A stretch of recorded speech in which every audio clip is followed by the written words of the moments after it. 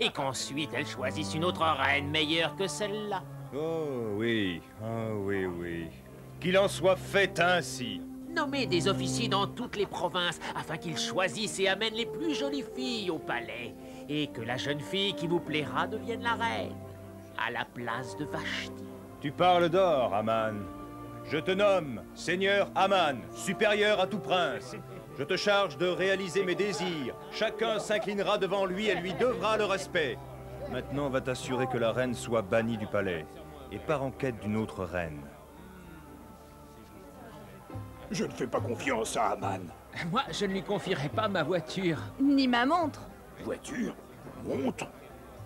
C'est juste une blague entre nous.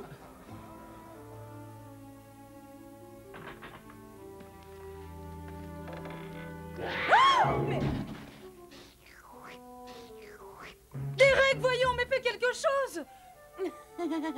Ça suffit comme ça, allez arrête, c'est le grand amour. Ne sois pas effrayée, Margot. C'est Jasmine, le chouchou du palais. Elle suit souvent mon cousin Mordecai jusqu'à la maison et le matin, elle rentre. Esther, le roi vient de bannir la reine Vashti pour refus d'obéissance. Ses officiers sont chargés de réunir les plus jolies filles du royaume et... Et la plus mignonne gagnera... Silence, Moki. Oh, pardon, je me suis laissé emporter. Tu as raison, Moki. Qui plaira au roi deviendra la future reine. Ouah, c'est l'histoire de Cendrillon qui se répéterait. Cendrillon? Oh, c'est rien. Eh bien, Esther, je suis sûr que les officiers te remarqueront. Tu n'as pas de soucis à te faire. Et avec ta beauté, tu pourrais impressionner le roi. Cousin Mordecai, comment pourrais-je devenir reine? Le roi est perse et moi je suis juive. En tant que reine, ton influence pourrait profiter à notre peuple. Pourquoi dire au roi que tu es juive? Quelle belle reine vous pourriez On devenir. pourra faire tous les jours la fête. Je n'arrive pas à y croire, une reine! Esther, ma chère, si le roi devait te choisir pour être reine, ce serait un signe venant de Dieu. Allez et trouvez les plus jolies filles de ce royaume. Ramenez-les au palais afin que le roi choisisse sa nouvelle reine.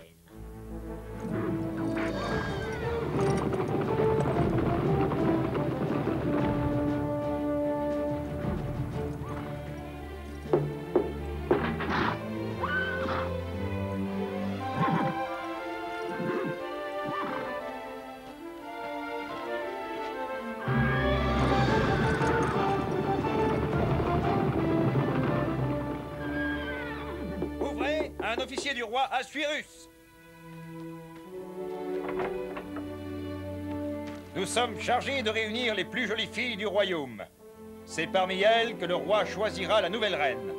Je crois me souvenir qu'une jeune fille très belle habite ici. C'est exact, je vais aller la chercher. À vous, en présence d'un officier du roi. Oui, monsieur. Ah! N'ayez pas peur, monsieur. Elle est un peu grincheuse tant qu'elle n'a pas pris son petit déjeuner. Je vous présente ma cousine, Esther.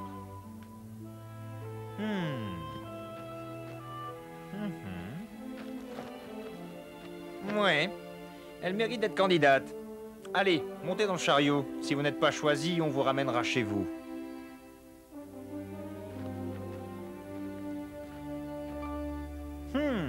Vous n'êtes pas vilaine non plus. Ah, merci du compliment. Venez, le roi pourrait vous trouver à son goût, à défaut d'être parfaite. Ah non, jamais de la vie, bonhomme. Il y a plein de choses au programme et je n'ai pas prévu de visiter le palais. Bonhomme, je me nomme Tarsec, officier du roi. Il faut obéir aux ordres. Votre vie est en jeu si vous refusez. Ah les amis, aidez-moi. Je ne veux pas être reine. Je veux seulement passer mon bac cette année. Oh, ne te fais pas de mouron, tu seras éliminé au premier tour et tu reviendras vite. Je sens qu'on va bien rigoler. Éliminé au premier tour. Bon. Allez, viens, Esther.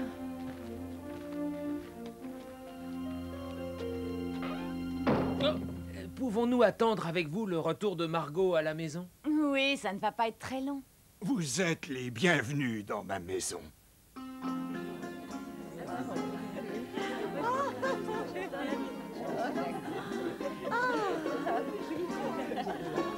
Et Guy, voici deux autres jeunes filles à présenter au roi. Qu'on les habille correctement. Allez vite, la cérémonie va bientôt commencer.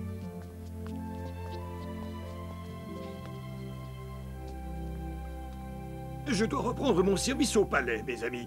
Voulez-vous venir avec moi?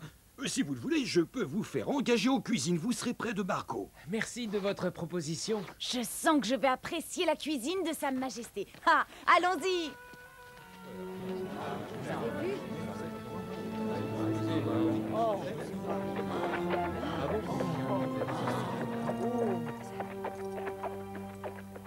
Voilà le bonhomme devant qui on doit faire la courbette. Ouais, on ferait mieux de se courber pour éviter les ennuis.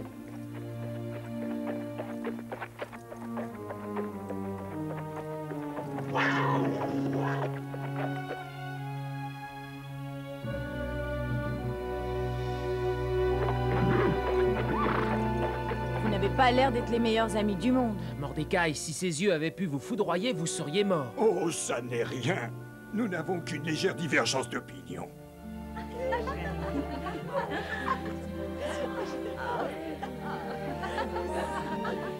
Je vais vous escorter vers la salle du trône, où vous allez être présenté au roi.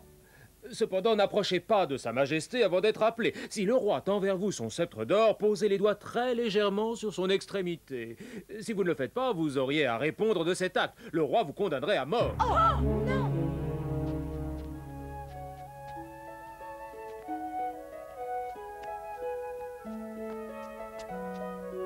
Il n'y en a plus qu'une, Esther. Ensuite, tu auras toutes tes chances.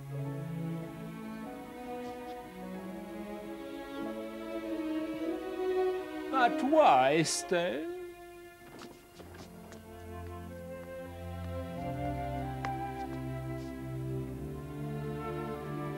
Quel est ton nom? Esther, votre majesté. Ah. Ta voix chante comme de la musique. Vous êtes trop aimable, votre majesté. Fais-moi voir tes jolis yeux.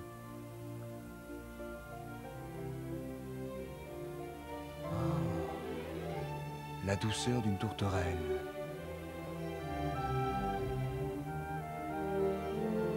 Je ne veux plus voir d'autres personnes. Esther sera ma reine. Ouais, c'est génial! Hurrah! Ouais! Oh, pardon. Sa Majesté le roi Suérus a le grand plaisir de vous présenter la nouvelle reine, la reine Esther.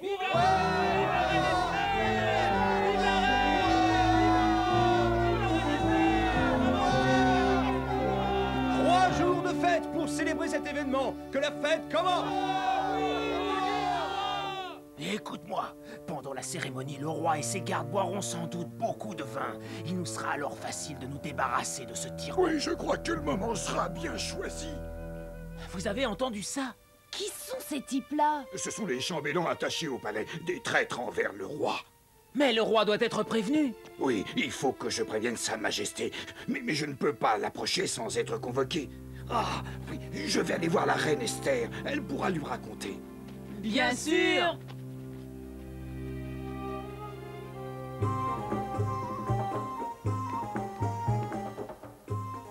Votre cousin Mordecai voudrait vous parler immédiatement, c'est urgent. Excusez-moi, majesté, je dois m'entretenir avec madame d'honneur tout de suite. Ne soyez pas trop long, ma chère.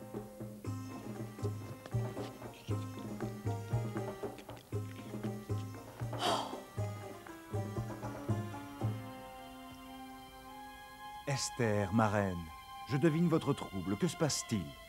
Je viens d'apprendre à l'instant que votre garde, Mordecai, a surpris une conversation entre Bistan et Taresh.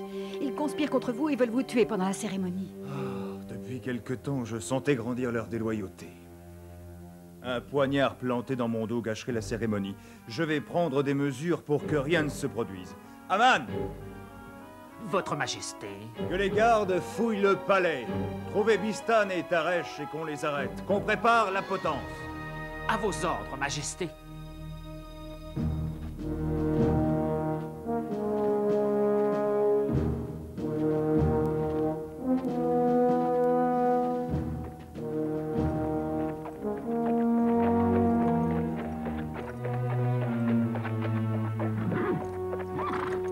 Mordecai, tu refuses encore de t'incliner devant moi.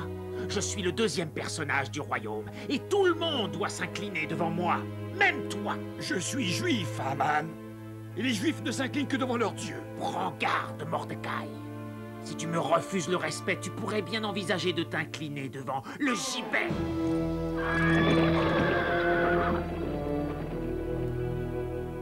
Ô grand roi, il y a ça et là parmi ton peuple certains qui choisissent d'obéir à leurs propres lois plutôt qu'aux tiennes. Ils refusent de payer les taxes et ce faisant, ils provoquent des troubles dans le royaume. L'un de ces hommes s'appelle Mordecai, c'est un gardien des portes du palais. Fais en sorte que ta loi s'applique à ces gens qui méritent la mort. S'il le faut, je paierai les soldats pour le faire. Bien, rédige un édit que soient exécutés les fauteurs de troubles. Mets mon cachet et il deviendra loi.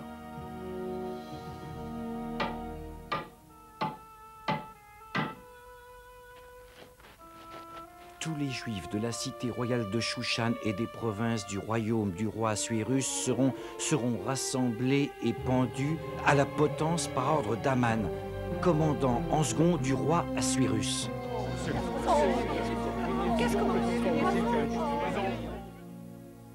Esther sera une grande reine. C'est génial pour Margot d'être promue au rang de dame d'honneur de la reine Esther. Pourtant, il faudrait poursuivre notre voyage. Que se passe-t-il, mes amis? Lisa, nous sommes condamnés.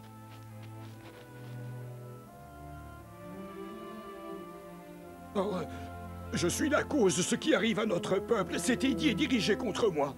Je mérite de déchirer mes vêtements, de me couvrir de cendres, et je vais prier avec vous.